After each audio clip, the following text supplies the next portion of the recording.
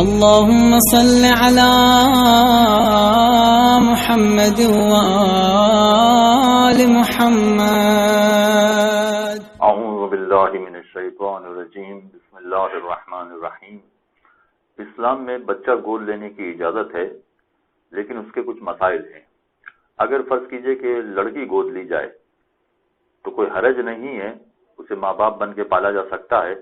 لیکن جب لڑکی بڑی ہوگی تو ایسی صورت میں چونکہ یہ حقیقی باپ نہیں ہے، لہذا لڑکی پر لازم ہوگا کہ وہ اپنے باپ سے حجاب کرے، اور باپ پر بھی لازم ہوگا کہ وہ بچی کو کسی طرح سے ہاتھ نہ لگائے، چھوئے نہ، اس لیے کہ یہ ایک نامحرم لڑکی ہے، نامحرم بچی ہے.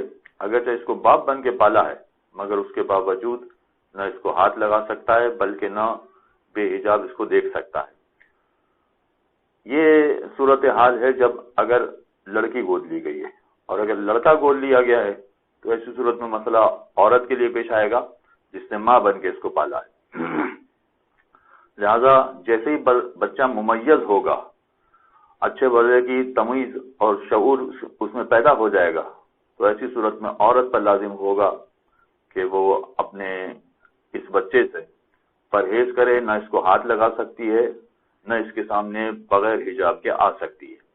چنانچہ گود لینے میں کوئی مضائقہ نہیں ہے، مگر اس کے کچھ مسائل ہوتے ہیں. ان مسائل پر توجہ دینا بڑا ضروری ہے. اور اگر فرض کیجئے کہ یہ بچے بڑے ہو جاتے ہیں تو ایسی صورت میں ان بچوں کے اگر شادیاں ہو جاتی ہیں تو عام طور پر جو رشتہ قائم ہوتا ہے، یا تو یہ ماں ساس بن جاتی ہے، یعنی اپنے بیٹے کی آنے والی بیوی کی ساس کہلاتی ہے. اور اگر فرض کیجئے کہ لڑکا ہے تو ایسی صورت میں آنے والی لڑکی بہو کہلائے گی اس ساتھ کی.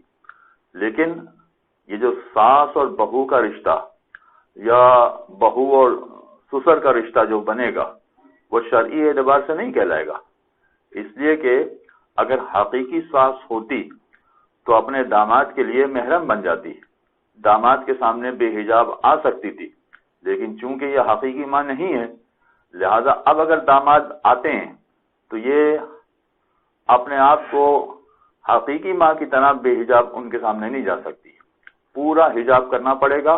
اور داماد بھی ان کا ہاتھ نہیں چوم سکتا، جو عام طور پر رواج ہوتا ہے کہ بزرگوں کا ہاتھ چوما جاتا ہے، اور اس طرح سے بزرگ بچوں کے سر پر ہاتھ پھیرتے ہیں.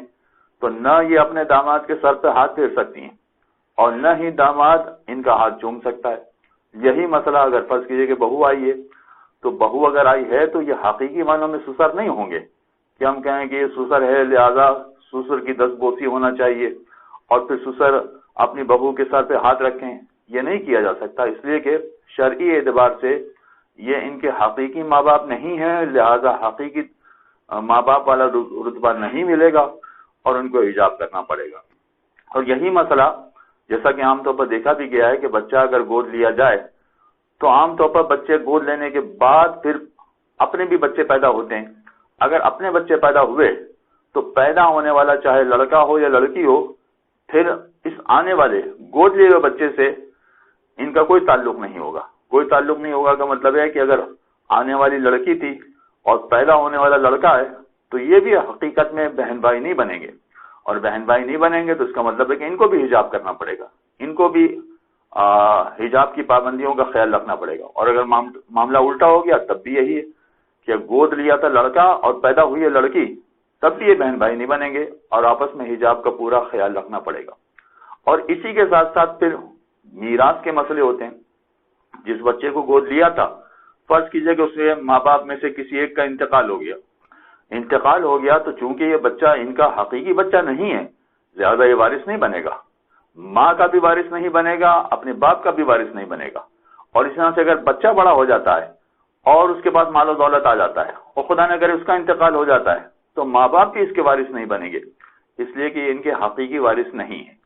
لہذا وارث بننے میں بھی ان باتوں کا خیال رکھنا پڑے گا کہ چونکہ یہ حقیقی بیٹا نہیں ہے، لہذا حقیقی بیٹا نہ ہونے کے ناطے سے پھر ان میں آپس میں میراث کا اور وراثت کا بھی کوئی رشتہ قائم نہیں ہوگا، کسی کو ایک دوسرے کی میراث نہیں ملے گی.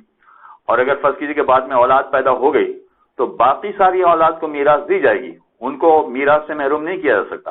ہاں جو سب سے پہلا لڑکا گود لیا تھا اسی کو میراث سے محروم کرنا پڑے گا. یہ میں نے کچھ مثالیں پیش کی ہیں، لیکن اس کے علاوہ بھی کچھ اور مسائل ہیں.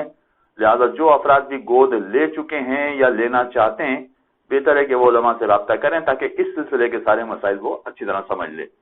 صلی اللہ علیہ محمد وعلیہ وسلم. اللهم صل على محمد وآل محمد.